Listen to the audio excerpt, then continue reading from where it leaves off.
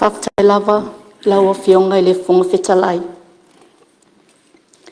Ne isoso o le whao ma le whao, o na iai leo se situlanga. Ai manu manu, o na o le taimi, ma le fia whao ngā ina te sao o tatou minute. O te muai whawheloai, ma whaatalo whātu, I laua fionga I le funga whetalai. E whaatalo whātu fo'i, I le afio I lau fionga I lau mamalo le malo, ma lau masiofo. Whapea sui o le fono sui tōwhia, ma masiofo. O te whaatalo whātu fo'i, ma o whalo whātu, I le susu, I lau susunga I le li palemia, ma lo whaletua. Le mamalu, I le kapeneta. Le sui fofonga whetalai, whapea Minista lango-lango. O te whātalo whātu fo'i, I le awhionga I le whaamasino sili, ma le matanga luenga o whaamasinonga. O te whātalo whātu fo'i, I le atalanga, I le awhio, le taitai o le tuangai. Whapea le awhionga I le sao whapito. Masui mamalu oma o le palemene. Whātalo whātu fo'i, le au sa le vi, I whata whaitau langa I fia I tutono sho tātou atunuu. Ho I lātou o loo whanono manu a wase manuia o Samoa. E whatalo whatu fo'i I ulu o matanga luenga. Mapisi nisi tuma oti, o I lātou o loo vai malima I ai le malo. Wha malo tautua, wha malo whai o le whaiva. E whatalo whatu fo'i le nātalanga, le tapua inga, si o watu no pele. E le ngalo fo'i, le tapua inga, le afionga, e le konesula sa moai au kilani, o le lupe whaalele a si o itu malo. E le whaangaloina, le tapua inga, le tatou motu I sasae. Le afio, le afionga le kovana, le lieutenant kovana, whapea le presidente o le senate.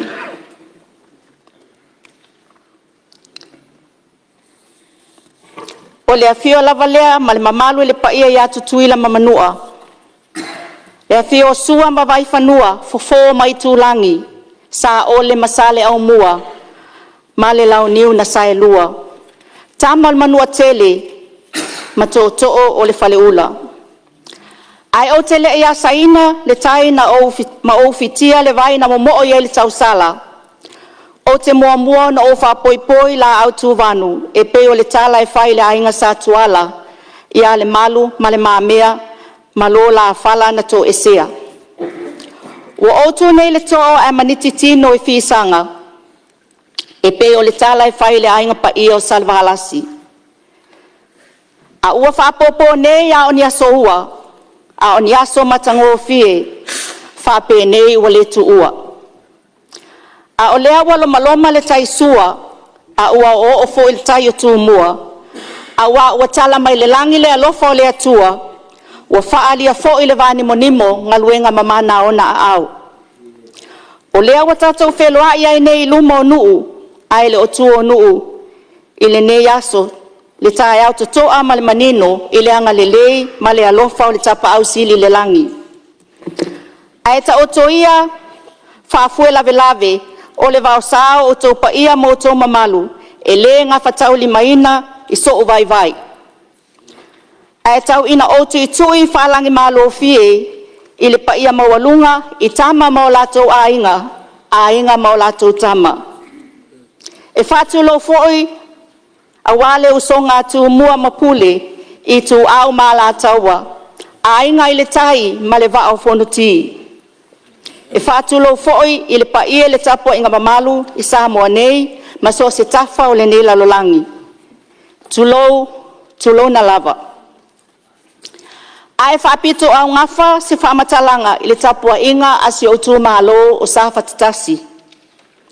Mai vai tu I Salamumu, la tatuli I sa anapu, si ulepa I sa tawa, ma le fanga o alii I loto fanga. O pa ia a wā ainga masale aula, whaapea sa tunu mafono. Tulona le au whainga luenga pa ia le atua o loo whanono manu a wase manui o lo tatu I tu malo. Talo whatu foi isi o I tu malo peleina. Malo le soifua maua. Ai tapua I maia se I whai se sao o le tatu I tu malo. E tu saai ma le talo le tupe ua inu mamea nei o le palemeni. La ua fionga I le fufonga fitalai. O te momoli le anganga o le whaafitai la ua fionga I le palemia. Ai maise la ua fionga le minista o tupe. Ma le matanga luenga o tupe. Whaapea le mamalo le kapeneta e tusa ma le nei talo le tupe. O te whaingoa ina le nei talo le tupe. O le tala o le alofa. Ia Samoa maona tangata. O se tala o le tupe wa whaamoa muai le soifua manuia o tangata lautele. Malo le alofa. Elena o upu ai whaatinoina e ala I le soifua le leo tangata. E peo le manu lauti ale tatou vaenga wha upu whai le whaatuatua I le atua watasi ia whaamoa mua tangata. O le mafuanga foi lea o le matualang o langohina o le malo. E le nei tu malo. Ona o le ave o le whaamua mua I tangata o Samoa. Whawhetai mo le si itia o penisione mo tangata matutua. Benefiti mo na I tangata I ai mana onga whapitoa o le soifua. Ai maise benefiti mo tina ma pepe fou. Mai lava I le pepe se ia o ia onga maululunga mai university. Whainga luenga ma avea matangata pensione se ilonga lava ua wala au le atua. I le soifua o loo maua pea le alofa o le whainga malo I tangata Samoa. La ua fionga I le fonga fetalai. E tau wala atu le whawhitai le nei tu malo I la ua fionga le pale mia ma lau kapeneta. Whaafetai tele mo le nei talo le tupi. Malo le lufi lima le lei. E ui le tele o lui tau o lo whiangai ma le lalolangi wa awhiai fo I Samoa. I le tau o le soifuanga. Ai maise le tau whaleanga I le social media. E whaasese ai tangata. Ai e le manu malo le ti apolo. E le tu la fua ina Samoa I le tatou atua. Tatou whaatu atua I le atua. E peo le ingoa le tatou vaenga whaupu whai. Na te le tu la fua ina Samoa malana whainga malo. Whaafetai I le sao atua I Samoa nei. Ma Samoa I atunu e mamau. Ua mai tauina e tu saai ma le talo le tupe. Li si itia o le tamau ainga. O tupe whaamomoli mai o tatou tangata mai whafo. Ua si itia foi. A tatou tupe whaaleo leo foreign reserves. O le whaamaoninga ia o lo o le lei ma mautu whainga whaavai. Tau tupe I le taiala o le whainga malo. Mo le manuia o Samoa. Whaamalo ma whaafetai atu le nei tu malo. E tusa ma le tūlanga le lei. Ua iai nei le tamau ainga o Samoa. O le tatalo le nei tu malo. I la ua fionga le palembia. Tau wala atu le fonga fetalai. Awa lava le amana ia le polo e moto I tua. E tau tala ngaluenga whaatino. Whaafetai mo le polo keti miliona. O le polo keti o lo au mai ai le whiau taua. O le wha mua muaina o le soifua o tangata. O lea wāti na e whātasi I le taimi e tasi le atunuu. Mai lava ia le ipata, se ia pa ia whale alupo. Ua manuia Samoa atoa, e au fia ai ma le nei tu malo. Manuia tangata teito tasi. Manuia ainga. Manuia nuu. Manuia e kalesia. Manuia aonga. Male soifua maloloina o tangata I le taimi e tasi. O le fesili. o ana fea na tupu ai lea mea i Samoa. Lea ua whato atupu.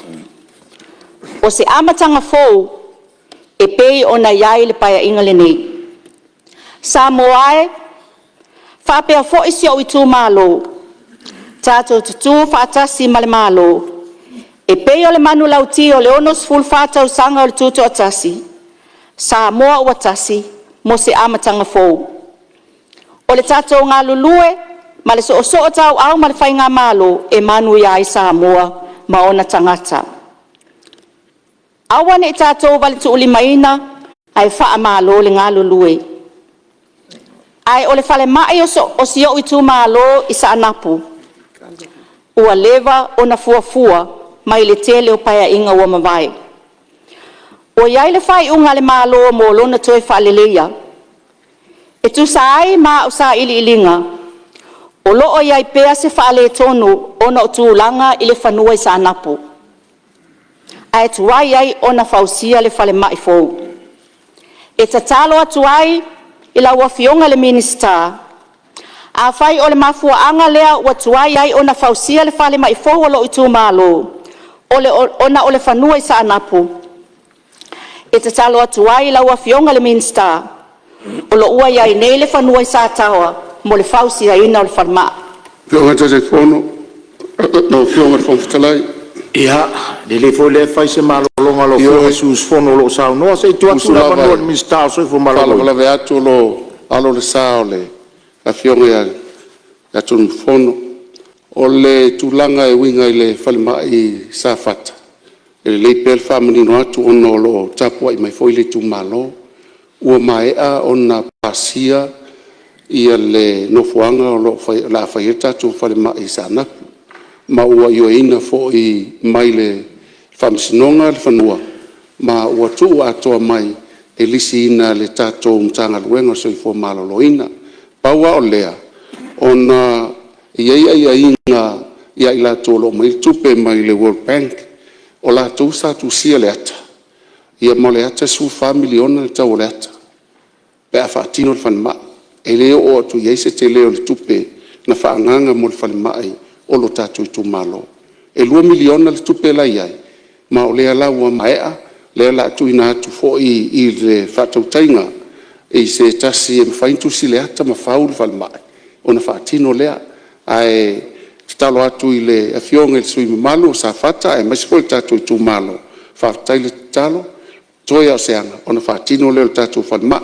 A wafo, futa maea ia le tatu whiangainga ma le World Bank. I le whai unga le tausanga fōlu suma fitu, lono winga. O le ato le tausanga ma le afa. E toi whatatia i se ata fō. Whatasi ai ma se ka muta ia mai lato e tusina. Ina i mawhai on whatautaia le wha moe, le ava ma le mingao. Malo whaftai lau whiongan minister so i fo maloringa. Ia masalo leo tali le vaenga sa asa i sao noanga lau whiongan sus fono. Whaawau sao noanga sa whatatasi. Momoli le ngangal whaftai le fiongal minsta. Whaafofonga fo ilo i tū mālo, mo le saunoanga manino.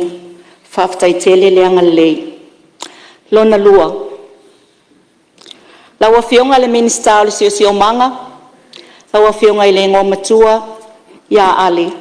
Le minsta o le sio manga. E tala sanga atu lava i le talingalo o sio unu o sa tawa. Ua matua whaina ona luma maota matua maota. Ona olea iaina i le sami. O lewa fo na tu ina atu tau sanga tu susia i paia inga o mawai. E tu saai ma le fia fausia o talingalu i sātawa. A o maso wale ngā taifali. O Sofia e le ngalu maota malawa o lo otu matawhanga. Ai te talo atu i lawa fionga le minsta. Alo whaane i le talusanga sio nu o sātawa, mo se talingalu. Ua matua mana o mia vave lava le whaatino ino le talingalu. Ona o atunga lunga e peo na tā ua. Lona tolu, a wala ngai i tai i sa anaputai. Ua matua wha le tonu lava, le tūlanga i a wala i le anga i atu i le aai. O te iloa, o le talamoni lava, a tili mai se ngase o ti ngā ina i le whale mai.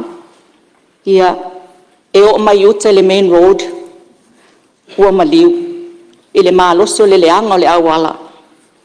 Whatatia atu la ua fionga le minsta le nā tūlanga Mosef Sosoani. Lo na wha awala ngā lue i loto whangam sa tawa. E moni o loo iai awala ngā lue ia awa te le fo i whale tonu mai mana o mia lo na whale leia. O nei awala ngā lue o matua mana o mia foi awa tina enga o whatoanga i tutono nuu. Awa tasi lea manu lau tia tato whai ngā malo. Ia whale leia tina e mea tau whatoanga. Ai aleanga awala ngā lue wa aunga tata foi nei whai whatoanga e usu. Talo atu foi awa ole mamato nuu o sa tawa e lua awala. O lesi awala e anga i anga il whale a onga se itulo. Mai latu wale tā ngata i luma il whale a onga. Ai ova atu i le lua se lau ta ngata olo i ngā uta atu. Talo sanga ina fo ile na awala. Pe a wha au. Ai pe a mawhai o na whaafiso o tā ile alua tu i lesi tu ma lesi tu. Awale whenga soloa ai o le mamalu isio unuu. Ai le ngata i lea o le usua ia nei whana wā onga. Pui pui mai au whalawe lawe lungo awala tele. Lima, awala lau papa i le anga i tai le aisa tawa. Mo le sila fia o le ne awala lau papa e sopoli ai le si tu o le nuu. Ma ao o ina pā tele ma tafe vai tafe. Ia ua ova i lunga ua overflow le vai. Ma ua le ma whai ai ono sopo ia le si tu o le nuu se i tu lou. Ia whatatia tu fui i o au tafa le nā talu sanga wha moli. Whaale leia suawai tau mawha i loto whangama sa tau e peo na sila fia. O le suawai o le ola tanga o le tangata soifua. Ma e tatau o na whaale leia lea tūlanga a wale soifua malolo ina o si o itu mahalo. Muli ane lau a fionga o moli a wala. O te loa o le tele maleano anuai o moli lo ia le taimi nei ua pepe uma. Mai sila fia foi ele mamalu le palemene le pongi sa o ia vai a ai mai ia tūlanga uma i tutono o le alalafanga. I le fea fio ai o tangata o shoutu malo. Ua uma se la unga a sa fatatasi. Tauina ia alofa le atua whaamanuia i lau fionga le fonga fetalai, ai le ngata i lea o le fionga le palemia, ma le mamalu o le nei palemene au au. Whaamanuia foi, i e o lo whai vo le tapu wai. Ia manu te leina fuafuanga uma mtoi ngole nei aso, soi fua ma ia manuia.